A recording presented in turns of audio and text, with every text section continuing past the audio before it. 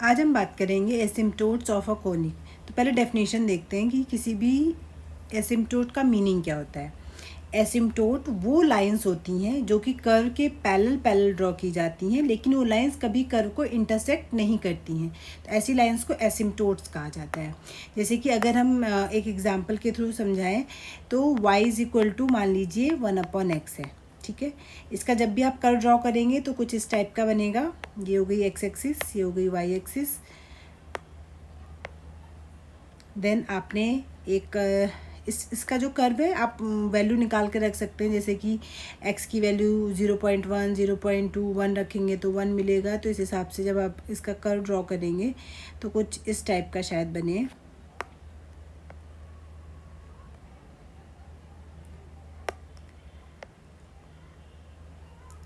और इसी तरीके से नेगेटिव वाली वैल्यूज़ के लिए भी कुछ इस टाइप का बनेगा, ठीक है। तो ये लगभग ये कर्व बनेगा इसका। तो अब इसमें क्या होगा कि देखिए, इसमें ऐसा होता है ना कि आप अगर ध्यान से देख रहे हैं कि जब वैल्यू 1 तक होगी, मतलब 1 से छोटी रखी जाएगी तो वैल्यू क्या होगी, बड़ी बड़ी आएगी। लेकिन जब आप ज़्यादा बड़ी वैल्यू रखनी शुरू कर देंगे 1 से ऊपर 2 3, तो वैल्यू क्या होगी, धीरे धीरे घटती जाएगी। तो देखिए इस कर्व में क्या होगा, अगर आप x टेंस टू इन्फिनिटी की बात करते हैं कि अगर आप x टेंस टू इन्फिनिटी करेंगे तो वैल्यू कहाँ जाएगी, y टेंस टू 0 होगा। यानी कि जो y इक्वल टू 0 आएगा वो एक ऐसी लाइन हो गई, ये वाली लाइन होगी y इक्वल टू 0 वाली, ठीक है। तो ये जो लाइन है आप देख रहे हैं कर्व के पैरेलल जा रही है, लेकिन कभी इंटरसेक्ट नहीं करेगी। ये जो कर्व अगर आप ठीक से खींचेंगे ना तो ये बिल्कुल ऐसे जाएगा ये कर्व, ठीक है।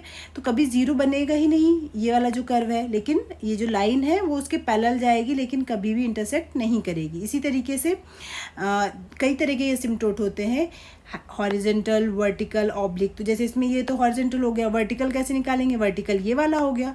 आप देख सकते हैं ये लाइन भी इसके पैरेलल जाएगी, लेकिन ये इसको कभी इंटरसेक्ट नहीं करेगी। तो इसका मतलब ये हुआ कि ये ऐसी लाइंस हैं जो हमने डेफिनेशन बोली उसके अकॉर्डिंग ये लाइनें एसिम्प्टोट हो गई इस वाले कर्व की। तो अब कोनिक सेक्शन के लिए भी सेम यही चीज़ हो गई। एक ड्रॉ कर लेते हैं एक फिगर। मान लीजिए ये आपका एक्सिस हो गया कोनिक सेक्शन का, ठीक है। ये आपका हाइपरबोला हो गया इधर वाला, ये इधर की साइड का हो गया। ये आपकी कंजुगेट एक्सिस हो गई, ये ट्रांसवर्स एक्सिस हो गई, ये कंजुगेट एक्सिस हो गई, ठीक है। अब अगर मुझे ड्रॉ करना है इसका एसिम्प्टोट तो कैसे ड्रॉ करेंगे, इसके पैरेलल लाइन ड्रॉ करनी पड़ेगी। यानी कि अगर मैं एक इस टाइप की लाइन ड्रॉ करूँ तो ये इसका एसिम्प्टोट हो गया, एक एसिम्प्टोट हो गया। ऐसे एक और एसिम्प्टोट हो गया, ये इसका दूसरा एसिम्प्टोट हो गया, ठीक है। तो इस तरीके से आप कह सकते हैं एसिम्प्टोट क्या होता है। ये आप ज्योमेट्रिकली आप समझ चुके हैं। अब हम बात करेंगे कि आपको फाइंड कैसे करना है। अगर कोई भी कोनिक की इक्वेशन दे दी जाती है तो आपको फाइंड कैसे करना है वो देख लेते हैं। मान लीजिए आपको एक इक्वेशन दी हुई है ax² plus by² plus 2hxy plus 2gx plus 2fy plus c is equal to 0। जब हम इसका एसिम्प्टोट निकालेंगे तो वह एसिम्प्टोट की equation ax² plus by² plus 2hxy plus 2gx plus 2fy, यहाँ तक तो बिल्कुल सेम होगी, बस डिफरेंट होगा इसका कांस्टेंट, ठीक है। यही इसकी एसिम्प्टोट की इक्वेशन है। अब एसिम्प्टोट में क्या करना है, ये सब चीज़ें तो आपको पता होंगी, बस सी डैश नहीं पता। देखिए एसिम्प्टोट अभी हमने समझा एक स्ट्रेट लाइन होती है, पेयर ऑफ स्ट्रेट लाइन या एक स्ट्रेट लाइन होगी। तो कुल मिला के ये जो बनना चाहिए ये स्ट्रेट लाइन बनना चाहिए। तो ये स्ट्रेट लाइन कब बनेगा, हमने पहली वीडियो में देखा था जब डेल 0 होगा। अगर इस इक्वेशन के लिए डेल 0 हो गया, डेल का मतलब होता है ABCFGHHG, ठीक है। अगर इसकी वैल्यू 0 हो गई तो वही आपका, यहाँ से आप सी डैश आराम से निकाल लेंगे ना, क्योंकि बाकी सब नोन है, सी डैश बस अननोन है। तो यहाँ से जो भी सी डैश निकल के आएगा वही आप यहाँ पे रखेंगे, और ये जो इक्वेशन है ये आपका एसिम्प्टोट को डिनोट करेगा। तो या तो इतना पूरा प्रोसेस करिए या शॉर्ट में समझिए। सी डैश अगर आप डेल अपॉन में h² माइनस AB रख देते हैं, ठीक है। यहाँ पे सिर्फ डेल निकालिए, h² माइनस AB निकालिए, यहाँ पे रख दीजिए, जो आंसर आएगा वही सी डैश हो जाएगा। और इस तरीके से जो आंसर आएगा वो आपका एसिम्प्टोट होगा, ठीक है। अब देखिए इस पे और आगे बढ़ते हैं। अगर आपका जो एसिम्प्टोट हमने कहा स्ट्रेट लाइन हो गई, चूँकि ये 2 डिग्री की इक्वेशन है तो पेयर ऑफ स्ट्रेट लाइन होगी, ठीक है। या तो इमेजिनरी लाइन आएगी या तो रियल लाइन आएंगी, ठीक है। 2 स्ट्रेट लाइन आएंगी, 2 स्ट्रेट लाइन के बीच में एंगल बनेगा। सपोज वो थीटा एंगल बन रहा है तो थीटा कैसे मेजर करेंगे, tan theta 2√h² minus AB upon में a प्लस b करके डिनोट करेंगे, ठीक है। अब देखिए अब बात करते हैं कोनिक सेक्शन में, तो एक हाइपरबोला हो सकता है कोनिक सेक्शन, या तो पैराबोला हो सकता है, और या फिर इलिप्स हो सकता है। तो अब देखिए, जब हाइपरबोला की बात करते हैं तो आपको पता है H square minus A B क्या होता है, ग्रेटर देन 0 होता है। तो H square minus A B greater than 0 होगा तो कितने रूट निकल के आएंगे, इसके 2 रूट निकल के आएंगे, प्लस माइनस मतलब कुछ ना कुछ एंगल निकल के आएगा, ठीक है। यहाँ पे कुछ भी करेंगे, वैल्यू रखेंगे, पॉजिटिव टर्म का जो अंडर रूट होता है वो कुछ ना कुछ निकल के आएगा, यानी कि थीटा कुछ ना कुछ डेफिनेट निकल के आएगा। अगर tan थीटा निकल के आ रहा है, यानी कि 2 लाइन है तभी उनके बीच में एंगल बन रहा है, यानी कि हाइपरबोला के कितने एसिम्पटोट हो गए, 2। पैराबोला के केस में क्या होता है, H square minus A B बराबर कितना होता है, 0। अब जब ये 0 हो जाएगा, यानी कि tan थीटा कितना आ जाएगा, 0, यानी कि थीटा कितना हो गया, 0।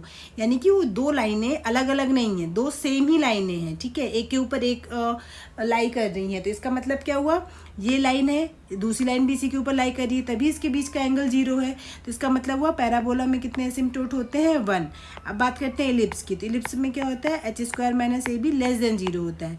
तो इसके बीच का अगर नेगेटिव नंबर का अंडर रूट निकालेंगे तो इमेजनरी आएगा, यानी कि थीटा तो इमेजनरी हो गया, थीटा इमेजनरी एग्जिस्ट करता नहीं है tan थीटा। तो इसका मतलब क्या हुआ, कोई एंगल ही नहीं बन रहा, तो कुछ एंगल ही नहीं बन रहा, तो इसका मतलब क्या हुआ, लाइनें ही एग्जिस्ट नहीं कर रही। तो इलिप्स में 0 एसिम्पटोट होते हैं, हाइपरबोला के 2, पैराबोला के 1 और इलिप्स के 0। तो इस तरीके से आपको ये चीज़ें क्लियर हो गई होंगी। एक न्यूमेरिकल कर लेते हैं एसिम्पटोट निकालने वाला, ताकि आपको फॉर्मूला लगाने में क्लैरिटी हो जाए। X square plus 6xy plus y square plus 2x plus y plus 1/2 is equal to 0। ये है, इसका एसिम्पटोट निकाल के बताना है। तो हमने बताया था इसका एसिम्पटोट जो होगा 6xy plus y square plus 2x plus y plus constant बस चेंज होता है। तो आप ऐसा भी कर सकते हैं, कोनिक सेक्शन और उसका एसिम्पटोट जो होता है वो सिर्फ एक कांस्टेंट से डिफर होता है, बाकी सब चीज़ें सेम होती है। और सी डैश हमने बताया था कैसे निकालते हैं, सी डैश की वैल्यू हो जाएगी आपकी डेल अपॉन में H square minus A B, बस यही आपका एसिम्पटोट हो जाएगा। तो पहले डेल निकाल लीजिए, डेल में आ जाएगा ए बी सी, तो ये ए हो गया यानी कि 1, बी हो गया 1, सी हो गया आपका 1/2, और एफ़ की वैल्यू होती है इसका हाफ, यानी कि 1/2, जी की वैल्यू इसका हाफ होती है 1, इसकी वैल्यू हाफ होगी 3, 1, 1/2 और 1/2। इसका डिटरमिनेंट निकालिए तो वही आपका डेल हो जाएगा। तो निकाल लेते हैं, मान लीजिए आपका यहाँ से इसके रेस्पेक्ट में निकाल लेते हैं, आसान पड़ेगा। 1/2 कॉमन कर लीजिए तो ये बनेगा 1, 3, 1, 3, 1, 1/2, 1, 3, एक मिनट कुछ गड़बड़ है, ये 1 हो जाएगा ना आपका, ठीक है, ये 1 है, ये वाली वैल्यू है आपकी 1, ठीक है। तो इसको सॉल्व कर लीजिए, इसको सॉल्व करेंगे तो किसी भी कॉलम के रेस्पेक्ट में कर लीजिए। 1 पहले रो के रेस्पेक्ट में कर रहे हैं, 1 इंटू हाफ माइनस 1/4 माइनस 3 करेंगे, ये हो जाएगा 3/2 माइनस 1/2 प्लस 1 इंटू 3/2 माइनस 1। इसको सॉल्व करेंगे तो वाली वैल्यू 1/4 हो जाएगी, माइनस ये होगा 2/2 यानी कि 1, तो माइनस 3 हो जाएगा। ये सॉल्व करेंगे तो प्लस का 1/2, इसको पूरा सॉल्व कर लेंगे तो 4 एलसीएम आ जाएगा, 1 माइनस 4 3 12 प्लस 2, यानी कि 3 माइनस जाएगा तो मेरे ख्याल से ये बनेगा आपका माइनस, इसकी वैल्यू आएगी आपकी -9/4, ठीक है। ये हो गया आपका डेल। अब अपॉन में आता है H square minus A B, एच की वैल्यू हो गई 3 3 9, ए इंटू बी हो गया 1 इज इक्वल टू 8 हो गया। तो इसकी वैल्यू कितनी आ जाएगी आपकी -9/4 इंटू 8, यानी कि -9/में 4 8 32, 32 हो जाएगा। तो बस एसिम्पटोट की जो इक्वेशन हो जाएगी x square plus 6xy plus y square plus 2x plus y minus 9/32 is equal to 0। ये इसका एसिम्पटोट हो गया। आई होप आपको ये क्वेश्चन समझ में आएगा, बहुत सिंपल है, बस सी डैश निकालना है, उसका फॉर्मूला हमें पता है, ठीक है। तो इस तरीके से आपकी फर्स्ट यूनिट पूरी हो चुकी है। अब नेक्स्ट वीडियो से फिर आपका 3 डायमेंशनल में एंटर करेंगे, जो कि आपकी सेकेंड यूनिट है। Thank you so much.